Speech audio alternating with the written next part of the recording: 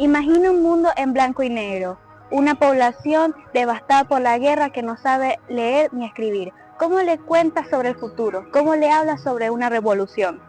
La respuesta no estuvo en los libros, sino en la caja de madera con una manivela, la cámara de cine. Hoy viajaremos a la época soviética de los años 20. No estamos hablando de películas viejas, estamos hablando del Big Bang del lenguaje visual. Antes de ellos, el cine solo era teatro grabado. Después de ellos, el cine se convirtió en un arma de asalto psicológico. 1917 marca el inicio de todo. Vladimir Lenin comprendió que el cine era el medio de comunicación de masas definitivo, pero había un obstáculo técnico masivo: la falta de película virgen debido al bloqueo comercial. Esto obligó a los jóvenes cineastas de la BGIK, la Escuela Estatal de Cinematografía de Moscú, a estudiar el cine de una manera casi anatómica. Como no podían grabar mucho, diseccionaban las películas que ya tenían, principalmente las de David Wark Griffith. Aprendieron que el cine no se hace en el rodaje, sino en la mesa de edición. Esta escasez de recursos fue la chispa que encendió la teoría del montaje más brillante de la historia. Hoy viajaremos al laboratorio de Lev Kuleshov, el cual no quería simples imitadores, personas de teatro que hicieran una pantomima o un show. Él quería modelos de rompecabezas, una pieza que engranara perfectamente en el diseño de su mente. Aquí es donde nace el efecto Kuleshov. Es la prueba científica de que el cerebro humano odia el vacío y siempre buscar sentido a la unión de dos imágenes. El espectador proyecta sus propios sentimientos en el actor. Si cortas de un hombre a un plato de sopa, el público jura que el actor tiene hambre. El significado nace en el espacio en blanco, entre los dos fotogramas. Pero Kuleshov fue más allá con la geografía creativa. Grabó a una mujer peinándose en Moscú, luego a un hombre caminando a Leningrado, y a los dos encontrándose frente a la Casa Blanca en Washington.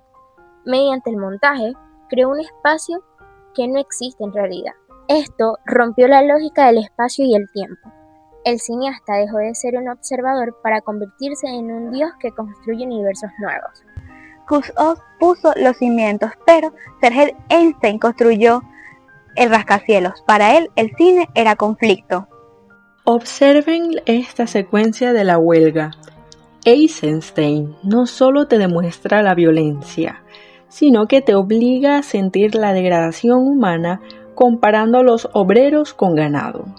A esto se le llama montaje intelectual. Eisenstein decía que la imagen A choca con la B para crear un concepto C en tu cabeza. Si te pongo un pavo real y luego un político orgulloso, no necesito decirte con palabras que el político es vanidoso. El cine lo hace por ti. Pero no todos eran tan radicales. Putonsky creía en un montaje más lírico, el llamado montaje épico. Mientras Eisenstein usaba la masa como la protagonista de toda su ramificación fílmica, Putonsky implantó el personaje de la individualidad, en donde utilizamos a un personaje como fuerza política sistemática y capaz de cambiar la mentalidad y permear la idea de la gente. Un ejemplo de esto es su película Madre, en la cual muestra cómo se puede mantener una individualidad de concepto aún en medio de una multitud. Luego tenemos al rebelde del grupo, Siga Bertov. Él odiaba la ficción. Decía que el cine de Hollywood y el de Einstein era opio para el pueblo. Bertov quería captar la vida de improviso. Su lema era el cine ojo. Su obra maestra, El hombre de la cámara, es un poema visual. Bertov y su editora, y también esposa, Elizaveta Svilova, descubrieron que la cámara podía ver cosas que los humanos no. El movimiento ultra rápido, el detalle microscópico y el retroceso del tiempo. En esta película vemos cómo el cine se celebra a sí mismo. Vemos al camarógrafo arriesgando su vida, vemos a la editora cortando el negativo, y también fue el primer metacine. Bertov nos decía, Esta es la realidad organizada por la máquina perfecta. ¿Por qué se detuvo esta revolución? La respuesta es trágica. En los años 30, la expresión artística chocó con el puño de hierro de José Stanley.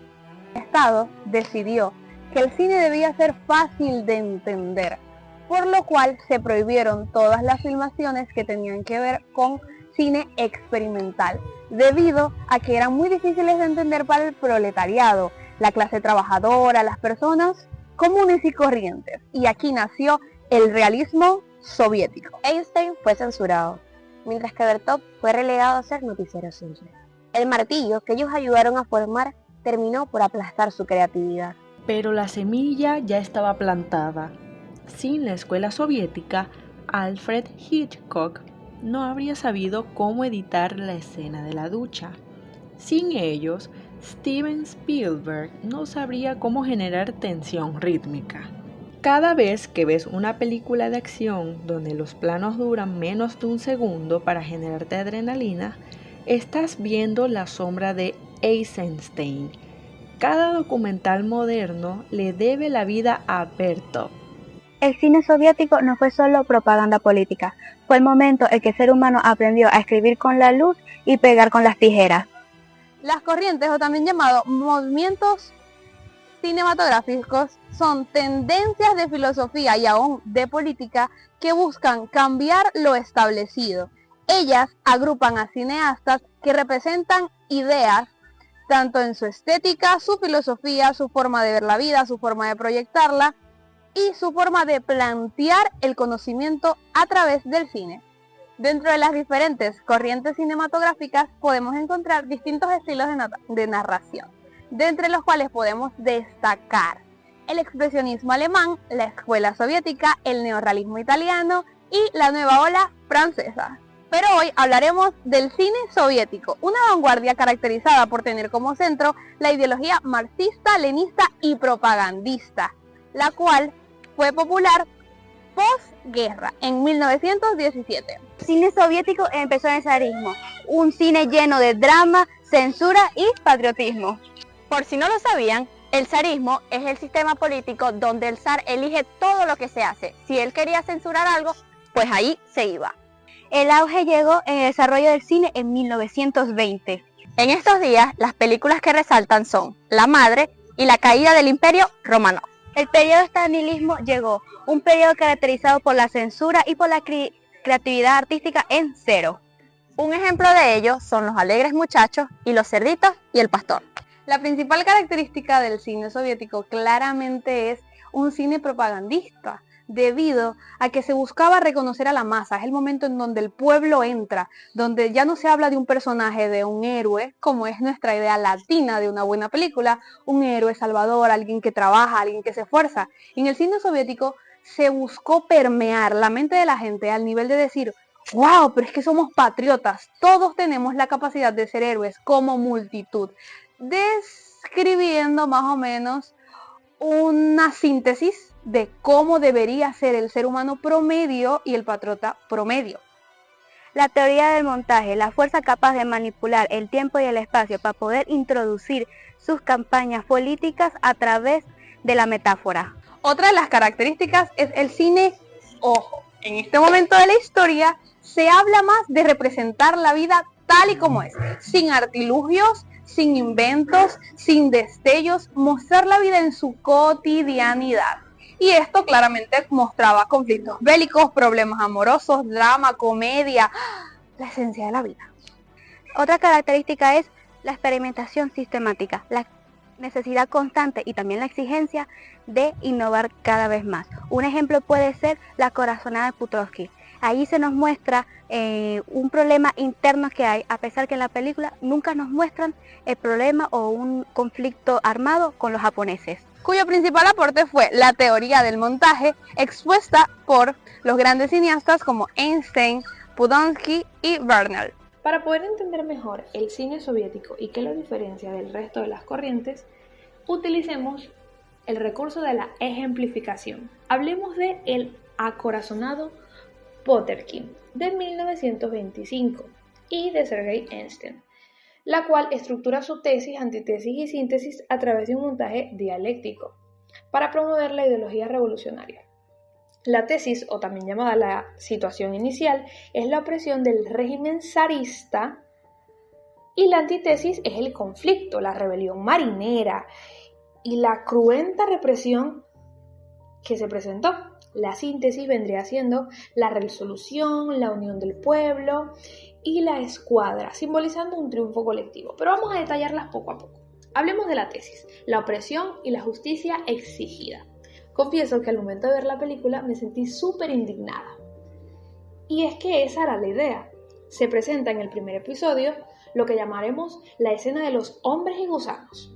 Muestra las condiciones inhumanas y la comida podrida de los marineros, los cuales se niegan a comer y se niegan a aceptar este tipo de tratos, estableciendo la injusticia del sistema zarista. Desde ahí ya se está moldeando la mente de la gente para creer algo. Y conforme pasa la historia, nosotros tenemos esa visión de esas personas y de esa ideología. Para muestra un botón, nosotros estamos hablando, según lo que entendemos de una película, de una historia que no vivimos. Vamos con la antítesis, el conflicto, la violencia, el problema y la matanza. Se desarrolla en la escalera de Odessa y en el drama en la cubierta del barco. El conflicto alcanza su punto máximo con la masacre de civiles inocentes por soldados zaristas, o también llamados la fuerza represiva, contraponiendo la brutalidad del Estado y a la dignidad de la población. Desde el momento en que yo deshumanizo a individuos que se supone que están defendiendo mi país, se está mostrando la crueldad que hay en mi alma y en mi corazón. Pero profundizando más en la escalera de Odessa, representa una masacre a los ciudadanos. ¿Por qué? Porque más que simplemente catapultar a Einstein, que sí lo logró, su película es una eminencia por la historia que muestra esta escena, porque es una secuencia del cine, es histórico, pero transmite la injusticia y el dolor del ser humano al ver morir a sus compatriotas. Es que es impresionante cómo la madre que se muestra en esta película ve morir a su hijo y se indigna, y es súper doloroso el hecho de sentir ¿qué pasaría si fuera yo? Y es que eso es lo que quería cada una de las personas que colaboraron en esta película. La toma del cochecito del bebé rodando por la larga escalera se ha recreado en muchísimas películas, incluyendo en Los Intocables de 1987, de Brian De Palma. Y es que la fuerza de esta secuencia no solamente queda ahí, sino también se direcciona hacia el encuentro con el escuadrón, en la que al Potter King, en una muestra de hermandad, se le permite pasar a través del escuadrón ileso y es decepcionante para muchos.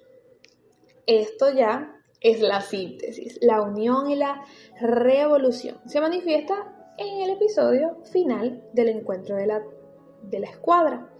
Tras la lucha, la síntesis no es la destrucción del Potter King, que sí podía suceder, sino más bien es la solidaridad de cómo los marineros de otros barcos se niegan a disparar contra sus compañeros sublevados y se unen a la causa, representando la victoria de la unión colectiva sobre la autocracia.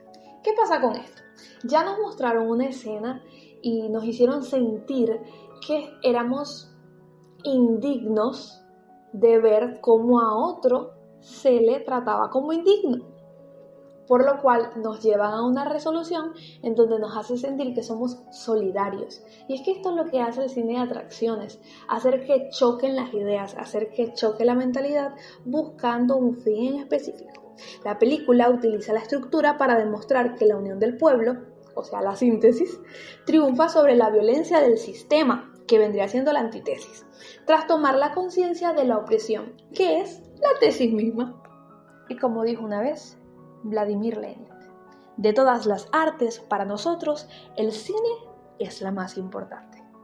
Él entendió que la combinación de sonido e imágenes visuales era una de las más eficaces para premiar la opinión ajena, para moldear la mente, para cambiar la perspectiva, para moldear la historia y aún para reestructurar la mente de cada ciudadano. El cine es más que imagen, el cine es más que audio, el cine es más que arte. El cine es la historia del mundo contada al parecer de ciertas personas. Gracias por acompañarnos a este análisis. Esperemos que a partir de ahora vean cada corte de escena como lo que es, un golpe a la conciencia.